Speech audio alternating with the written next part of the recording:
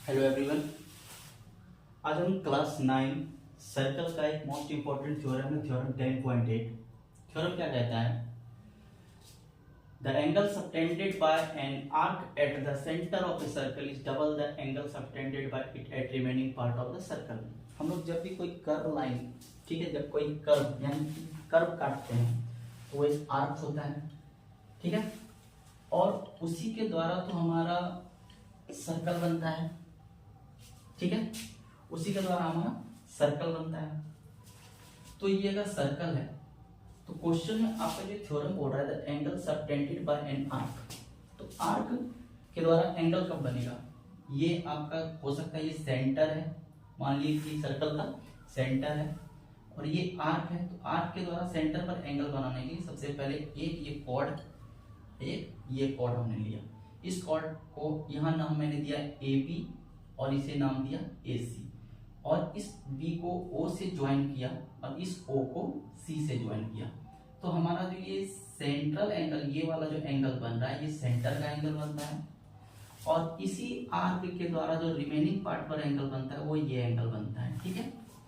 हमको प्रूव क्या करना है? हमको प्रूव करना है कि two angle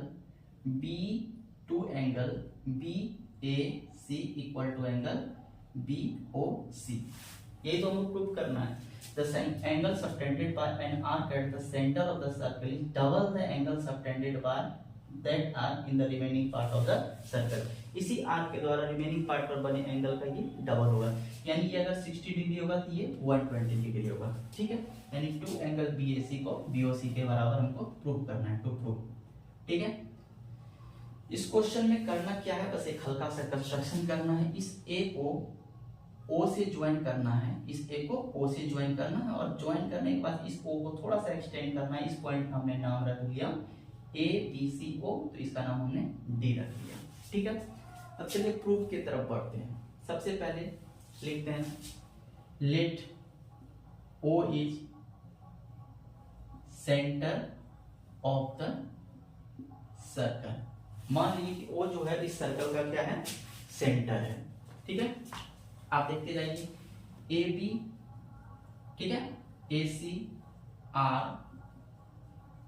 chords B O और सी ओ, ये आपका क्या है? उस हिसाब से रेडियाई हो गया, ठीक है। तो अब हम इसको लिखते हैं, ये हमने पहले ही लिख दिया था कि ये प्रूव करना है। अब हम इसको लिखते हैं टू प्रूव, ठीक है, to prove to angle B A C equal to angle B O C. Clear है? चलिए आइए देखते हैं इस प्रकार के क्वेश्चन को, यानी ये थ्योरम जो है सबसे पहले कैसे, क्योंकि अगर ये थ्योरम प्रूव होगा तो इसी से रिलेटेड आपके अगले एक्सरसाइज पर जो है क्वेश्चन सॉल्व होगा।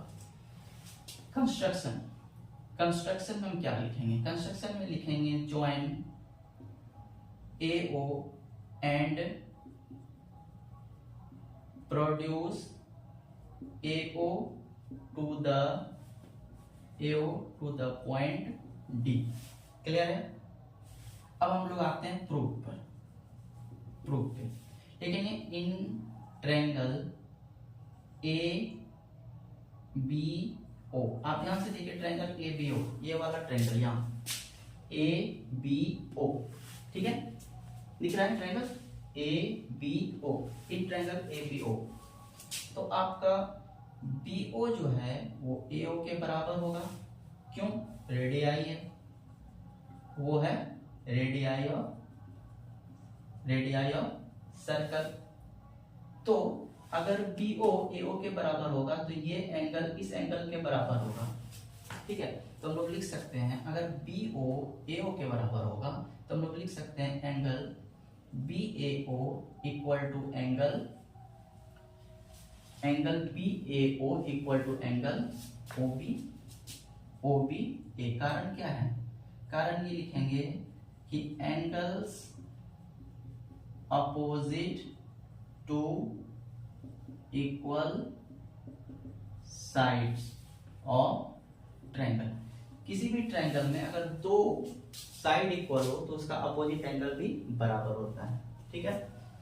अब ध्यान देने की बात है इसमें ये है कि अब आप देख रहे हो कि इस ट्रायंगल में ये वाला एंगल इसके बराबर हो गया, और इसी ट्रायंगल में आप देखिए कि इस हमने जो इसे ज्वाइन किया था AOO, तो उस हिसाब से इस ट्रायंगल के लिए POD जो है एक्सटीरियर एंगल का काम करेगा।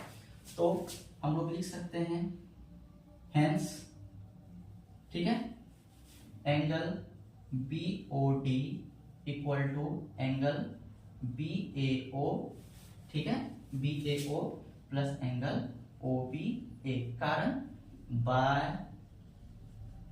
Exterior angle sum property of triangle. आगे angle BOD equal to angle BAO, और ये जो OBA है ये OBA BO के बराबर है, तो इस OBA के बदले भी हम लोग BAO लिख सकते हैं। कारण देंगे कि BAO आपका जो ये एंगल BAO है, ठीक है, आपका जो ये वाला एंगल है BAO ये OBA के बराबर है। ओके, तो यहां से हमको मिलता है angle BOD equal to 2 angle BAO।